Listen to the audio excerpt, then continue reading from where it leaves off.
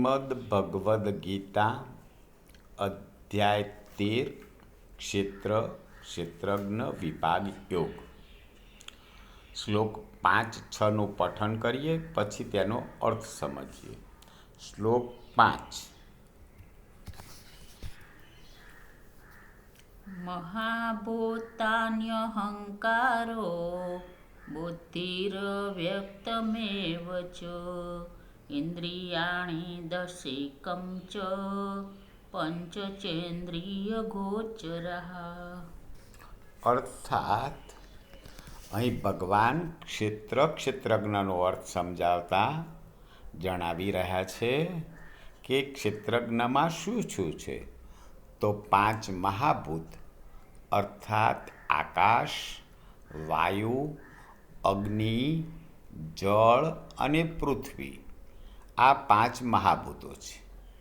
તેમના કારણરૂપ 5 તન્માંત્રાઓ કે જે મહાભૂતોનો સૂક્ષ્મ સ્વભાવ છે, અહંકાર, બુદ્ધિ અને એ જ રીતે મૂળ પ્રકૃતિ પણ, તેમજ 10 ઇન્દ્રિયો અર્થાત શ્રોત્ર, ત્વચા, નેત્ર, રસના અને ઘ્રાણ, તેમજ વાક, હસ્ત, પાદ, ઉપસ્થ અને ગુદા, એક મન અને ઇન્દ્રિયોના 5 વિષયો શબ્દ, સ્પર્શ, રૂપ, રસ અને ગંધ.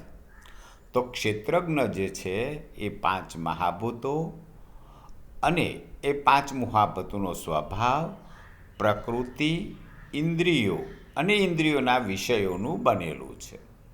શ્લોક 6. ઈચ્છા દ્વેષ સુખમ દુઃખમ સંગાત ચેતના ધૃતિ એતત્ ક્ષેત્રમ સમાસેન સવિકારમુદાહૃતમ. અર્થાત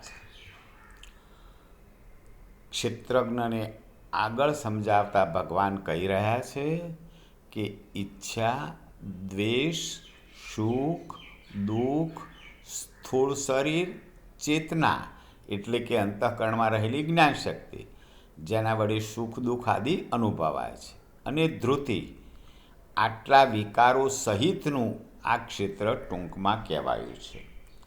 તો જે કંઈ વ્યક્તિના મનમાં, અંતઃકરણમાં ઈચ્છા, દ્વેષ, સુખ દુઃખ વગેરે અનુભવાય છે, એ બધું પણ ક્ષેત્રમાં છે.